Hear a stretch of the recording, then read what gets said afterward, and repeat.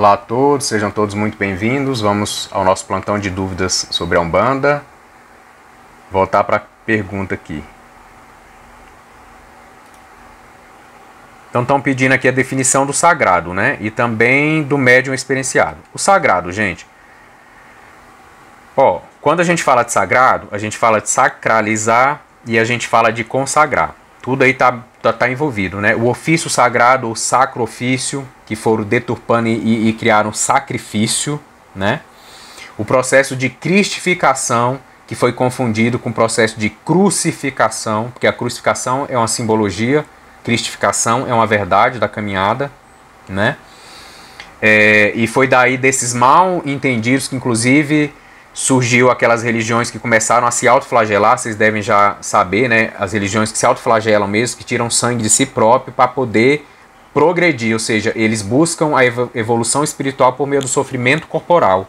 Gente, isso é uma má interpretação da própria crucificação, da cristificação. Então, assim, foram fazendo uma miscelânea de conceitos e juntando também com falta de conhecimento, né, com a ignorância, e deu no que deu. Mas o que acontece? O sagrado, ele tem a ver com o que diz respeito à nossa espiritualidade e à nossa essência divina. E quando eu falo consagrar, e assim a gente fala, quando a gente consagra um elemento magístico dentro dos ritos da Umbanda, o que a gente está fazendo? A gente está entregando aquilo ali para uma força sagrada, que é uma força mais pura, é uma força de luz, é uma força de amor, e exatamente para que a gente consiga fazer essa alquimia que está por trás de todo o símbolo da Umbanda. Então o rito de benção, o rito de bater a cabeça, o rito de... toda a ritualística na Umbanda é um símbolo e por trás desse símbolo existe a essência. Essa essência é o sagrado que a gente precisa encontrar. Então a gente precisa de uma imagem material ou de uma forma material para alcançar a essência que é o sagrado em si. A nossa alma é sagrada. A nossa alma é sagrada. O nosso espírito é sagrado. A nossa divindade é sagrada. Para a gente alcançar isso, a gente precisa se consagrar. O que é consagrar? Nos entregar ao sagrado em nós. Porque a gente não se entrega ao sagrado que está fora. A gente se entrega ao sagrado que está dentro. E aí por isso que a gente fala essa consagração, né? E aí vem os nossos ritos de amacia, a consagração que é feito na amacia e tudo isso mais. Então o sagrado é isso, é o que toca o divino, é o que toca o caminho da perfeição, da evolução na luz, o amor, né? Deus é amor, tudo isso é sagrado. Então é um conceito bem amplo. E a questão do médium experienciado é o que a gente chama na Umbanda de médium firme. É aquele médium que já caminhou, levou muitas quedas, já caiu, já aprendeu a levantar, cai menos ainda e quando cai levanta mais rápido. Esse é o médium experienciado. Também, além da bagagem fenomenológica, ele tem uma bagagem de estudo. E o mais importante, desenvolvimento moral. Ele entrou na Umbanda de um jeito e a cada ano ele é uma pessoa um pouquinho melhor. Né? Diferente de alguns médicos que a gente vê de 10, 15, 20 anos de Umbanda e é do mesmo jeito quando eles entraram na casa. Gente, as mesmas manias, a mesma prepotência, ou então a mesma preguiça, a mesma arrogância, a mesma vaidade, sabe? Isso é o mais comum, infelizmente. Infelizmente, exatamente porque falta do sagrado. Não se consagraram, né, a essas forças divinas que são interiores, mas também que a gente pode alcançar por meio da seriedade nos ritos. Né, da disciplina, do compromisso, da responsabilidade. Ok? Então vamos lá. Uma questão aqui do livro 1 da Umbanda como Luz e Lei Divina, capítulo 4, página 90. Fala assim, é um trecho. Então, sob a vestimenta de um caboclo chamado Sete Encruzilhadas, por encerrar não apenas a essência daquele povo, das origens indígenas e xamânicas, vem humildemente trazer-nos a boa nova. Aí perguntou, como assim encerrou a essência daquele povo? Encerrar é aqui no sentido de figurativo, né? Encerrar fala assim, que tinha toda aquela energia dentro dele.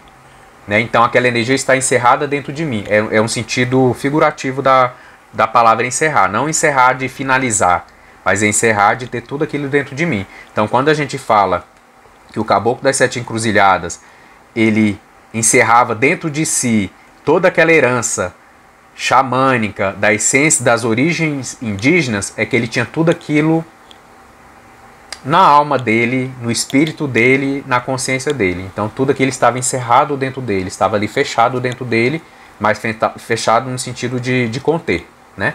Dentro dele. É só uma palavra figurativa esse encerrar. Dando continuidade. Livro 1, capítulo 4. Podemos então dizer que o Brasil seria uma equivalência de Atlântida ou um pedaço dela? E por possuir esta carga energética, as religiões são atraídas para cá? Então vamos para a primeira parte aqui. Podemos então dizer que o Brasil seria uma equivalência de Atlântida ou um pedaço dela? Se a gente for buscar para a história que a gente já conhece da Atlântida, é dito aqui, nos movimentos das placas tectônicas, é igual eu falo, isso não são estudos muito claros, porque por se tratar de uma época muito antiga, não tem como a gente constatar cientificamente, e os nossos livros de história, gente, trazem coisas assim absurdas. Tem um livro que até que é citado, né, na nossa base doutrinária Umbanda como Luz Lei Divina, que é o Baratzil, né, que ele fala coisas que a gente nunca imaginou, que já existia uma raça aqui, antes dos indígenas, inclusive que tem inscrições lá no Corcovado, no Rio de Janeiro, né, os sumérios, parece. Então, assim, coisas inimagináveis que nunca nenhum livro de história contou, e tem pesquisas que já estão trazendo isso. Então não tem como a gente dizer se a questão material da placa tectônica aqui do Brasil tem algum pedaço do que era Atlântida lá atrás, né? E falando no contexto assim da raça do povo, não. O que a gente diria é assim, que a raça Atlântida era um povo muito desenvolvido, em determinado momento começou a se perder, e esses povos se espalharam por todo o planeta Terra. Por todo o planeta Terra. Mas eu vou falar para vocês, eu ainda prefiro ficar com a teoria mais espírita, que traz de Capela, que nós já temos palestra, né? Quem quiser até procurar, quem ainda não viu isso, nós temos uma palestra sobre Capela no nosso canal Luz Lei Divina, Ser Luz.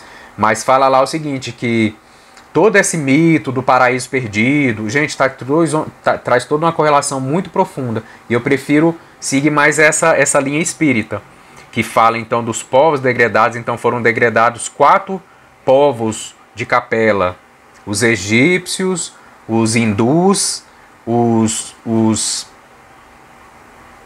árias, os arianos, né, que são ali os europeus, e também os ali de Jerusalém, gente. Pera aí, deixa eu lembrar os... Então as 4 raças degredadas de Capela para cá foram os egípcios, aí vieram os hebreus, os hindus e os árias, e foram se espalhando no mundo, se miscigenando, né? Já existiam 2 raças na Terra quando esse povo chegou, que eram os africanos. Sabe aquela história que fala assim que a vida começou na África, a raça humana começou na África? Então os africanos são povos daqui. E também os orientais. Eles são raças daqui, por isso que são milenares. Eles são as 2 raças que já estavam no planeta, são os orientais e os africanos. E aí chegaram essas 4 raças degredadas. Por que foram degredadas de Capela? Não tinha desenvolvimento moral. Muita inteligência, muita sabedoria. Vamos olhar para os egípcios. Vamos olhar para os hebreus. A forma da religiosidade deles é muito profunda, mas foram se perdendo em questões morais, em questões de fraternidade, de amor universal, e assim eles foram degradados para aqui, para o planeta Terra. Eu prefiro ficar com essas teorias, elas são mais claras. Quando a gente vai para Atlântida, isso ainda está tão oculto, tão velado ainda, que é difícil a gente ter inferências mais concretas, né? Já com a Capela a gente já tem, porque os espíritos já estão trazendo, e enfim, os espíritas estão estudando isso profundamente e trazendo mais consciência em torno dessas questões.